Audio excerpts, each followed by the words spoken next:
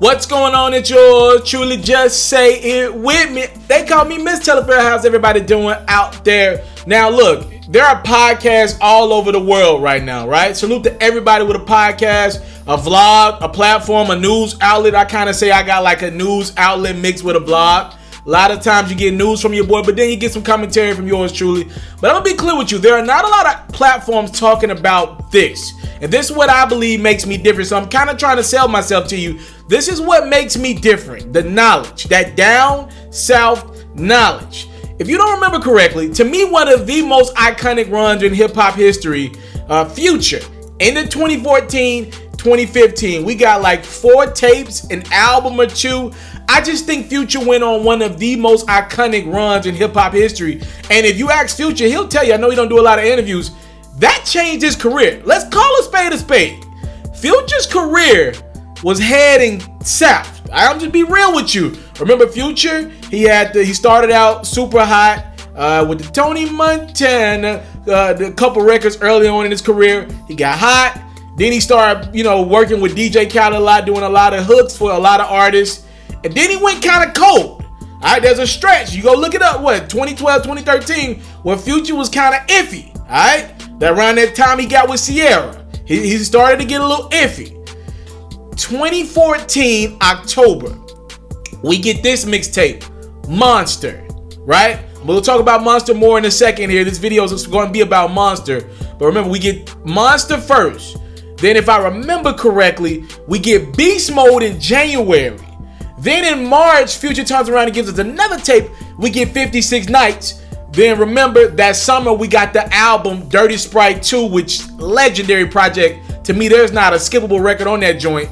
And then in the fall of 2015, Drake and Future were like, you know what, bro? We on fire so much. How about we just do an album together? What a time to be alive. Now, What a Time to Be Alive to me was up and down. Some joints I liked, and obviously you can tell there was a couple records on there that they just threw together, right? But overall, I mean, 4 or 5 bodies of work, 4 or 5, 6 bodies of work in about a year's time frame. That changed Future's life, fam. And it was all kicked off by that Monster tape. And congratulations to Future. Can you believe, ladies and gentlemen, it's been 5 years since Future released Monster. It just feels like time going by super quick. I remember when Future released all these projects in succession. And the fact that it's been 5 years since we got Monster is crazy. If you don't remember correctly, Monster was the one that had My Savages, My Savages, My Savages, one of my favorite joints. Then the Throwaway joint was one of my favorites as well. A lot of people like Codeine Crazy. Smoking bubbly. I like Codeine Crazy when I'm out at like a club or like a set or something like that. It was a joint back in undergrad. But yeah, Monster is officially on streaming platforms, specifically Apple Music, the 5-year anniversary. Future's got whatever he needed to have cleared. And I like this era. I like that, some of our artists from old are able to throw up a lot of their old mixtapes on Apple Music, Spotify, all that great stuff. Because think about it. A lot of people have Apple Music. You know what I mean? Apple Music or Spotify or Tidal. These are becoming the ways we consume music. So people, you talking about people when they at a party or a set, sometimes people just play literally their Apple Music, Spotify, the whole party. They come up with a playlist and you want all the joints in it. And you can't tell Future's story without his mixtape joints. Just simple as that. His mixtape joints, big part of his career. And the fact that Future was able to get the Monster joint cleared, and I'm guessing we're going to get the other ones cleared sooner rather than later. My personal favorite was Beast Mode. That was, because I like Layup. One of my favorite Future joints ever. I'm looking at your bitch at a layup. Hey, I like a layup. That's my favorite, but I do love the Monster joint. I do like the 56 Nights was crazy too. All these projects were crazy. That man had a run. All 3 of those projects go crazy. Then he's like, yo, nigga, I'm hot as hell. I'm gonna go put an album out. Remember the Dirty Sprite 2 album? Then he did like the 4 shows for like $2 or something like that. It was pretty much free shows in 4 cities. Future, that's the hottest he ever been. Remember, with all this going on, March Madness, we get that. What was March Madness on 56 Nights? March Madness either on Beast Mode or 56. I think it was on 56 Nights.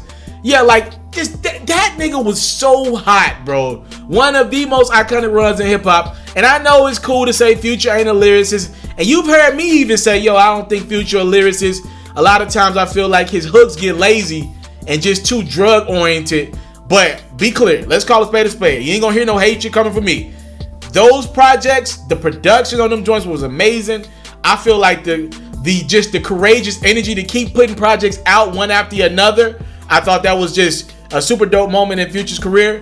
And yeah, I'm happy for him. Y'all let me know what's your favorite record off that. I almost dropped my phone, but your favorite record off that Monster tape that's now on streaming platforms for all the fans out there.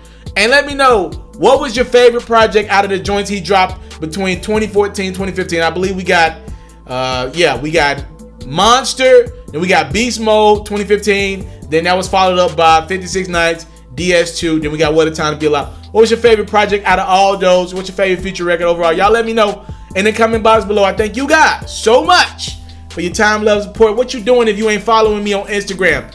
At itsmrtaliaferro. What you doing if you ain't subscribed to me on YouTube? At itsmrtaliaferro. What you doing if you ain't notified every time I drop a video? Hit the notification button, and then you know every time Mr. Taliaferro drops. I'm out. I came from nothing, but I want everything God has for me.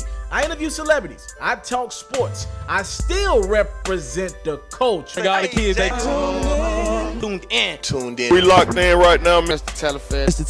Taliaferro. Shout out to Mr. Taliaferro. You're watching Mr. Taliaferro TV. Mr. Taliaferro TV.